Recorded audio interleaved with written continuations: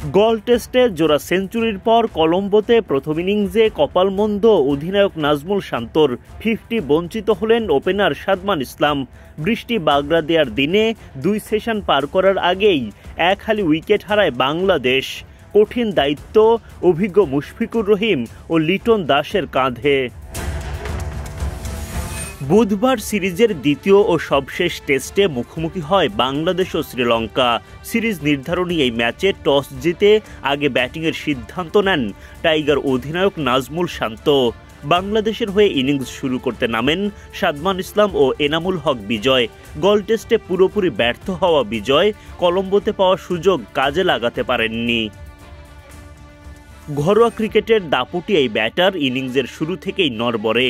পঞ্চম ওভারে গিয়ে আশিতা ফার্নান্দোর বলে হারিয়ে ফেলেন উইকেট। আশিতার ব্যাকআপ লেন্থে করা বল ভেতরের দিকে ঢুকতে থাকলে তালগোল পাকিয়ে ফেলেন বিজয়। দুর্বল ফুটওয়ার্ক, উড়ে যায় স্টাম্পের বেলস। বাংলাদেশের প্রথম ইমিউনিটি বুস্টার সমৃদ্ধ ফ্যান্টাস্টিক হ্যাপি এনার্জি বিস্কিট।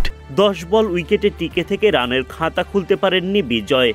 একরাশ হতাশা নিয়ে ছাড়তে থাকেন মাঠ। এর আগে গল টেস্টের প্রথম ইনিংসেও 10 বল খেলে ডাক উপহার দেন এই ওপেনার। বিজয়ের বিদায়ের পর উইকেটে আসেন মুমিনুল হক। জুটি গড়ে তোলেন সাদমান ইসলামের সাথে, কিন্তু মুমিনুলের বিদায় হয় বাজেভাবে। ধনঞ্জয় ডি সিলভার করা সহজ একটা বলে রীতিমতো ক্যাচিং প্র্যাকটিস করিয়ে মাঠ ছাড়েন মুমিনুল। 39 বল খেলে 21 রান করেন তিনি। 43 রানের মধ্যে জোড়া উইকেট হারায় বাংলাদেশ। দলের হাল ধরতে তখন উইকেটে আসেন অধিনায়ক নাজমুল শান্ত। গল টেস্টের জোড়া সেঞ্চুরিয়ান শান্ত এবার দলকে দিতে পারেননি নিজের সেরাটা। বিশ্ব ফার্নান্দোর করা দারুণ একটা ডেলিভারিতে উইকেটের পেছনে ক্যাচ দিয়ে বিদায় নেন শান্ত।